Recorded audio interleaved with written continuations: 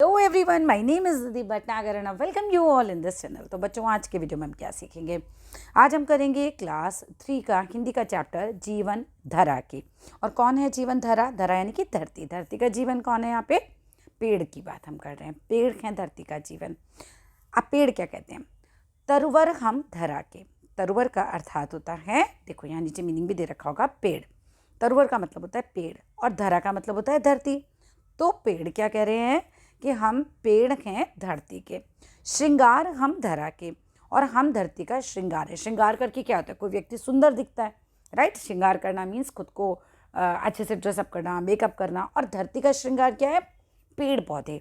तो वो पेड़ कह रहे हैं कि हम पेड़ हैं धरती का, हम धरती का श्रृंगार हैं। श्रृंगार करके धरती सुंदर लगती है, जीवन हैं हम धरा के, और हम धरती का जीवन है। अर्थात अगर पेड़ नहीं है तो सीधी सी बात है बच्चों, धरती पर कोई जीवित नहीं बचेगा, क्योंकि पेड़ हमें ऑक्सीजन देते हैं, उसी की वजह से हम सांस ले पाते हैं, उसी की वजह से हम जीवित रह पाते हैं।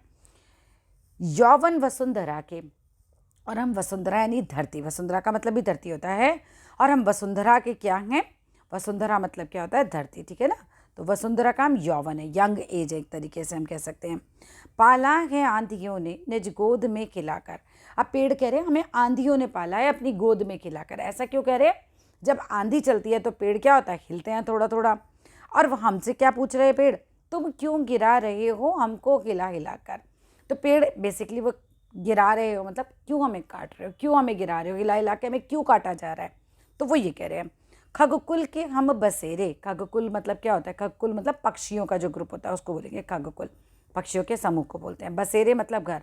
तो पेड़ कह रहे हैं हम तो पक्षियों का घर है, उनका बसेरा है। छाया है बंधुवर के, और जो लोग नीचे हमारे बैठते हैं हम उनके लिए छाया का काम करते हैं, उन्हें छाया प्रदान करते हैं। जो रास्ते में लोग जा रहे हैं, पथिक जा रहे हैं, बंधुवर मतलब लोगों के लिए आ रहा है। हरियाली के हैं, हरियाली के सागर। और देखो हमारे वजह से सब में हरियाली रहती है ना, आपको कितनी ग्रीनरी दिखाई देती है। पेड़ों की वजह से खुशहालियों के घर हैं, और हमारे हम पेड़ों की वजह से तो कितना खुशहाली है। देखो खाना पीना सब कुछ आपको पेड़ों से ही मिलता है, तो और कितना हरा भरा भी अच्छा लगता है। तो खुशहाली तो है ही उनकी वजह से। हम प्राण वायु देकर जीवन को पालते हैं। तो पेड़ कहते हैं कि हम प्राण वायु यानी ऑक्सीजन देते हैं और जीवन को पालते हैं। जितना भी कार्बन है निज तन में डालते हैं। और पेड़ कह रहे हैं कि जितना भी कार्बन डाइऑक्साइड है वो गैस तो हम अपने तन में डाल देते हैं। फूलों से इस धरा को गुलशन है हम बनाते। पेड़ कह रहे हैं हम फूलों से इस धरती को गुलशन बनाते हैं, यानी कि इतना सुंदर बनाते हैं। मिट्टी को बांध कर हम क्षय उसका दूर करते।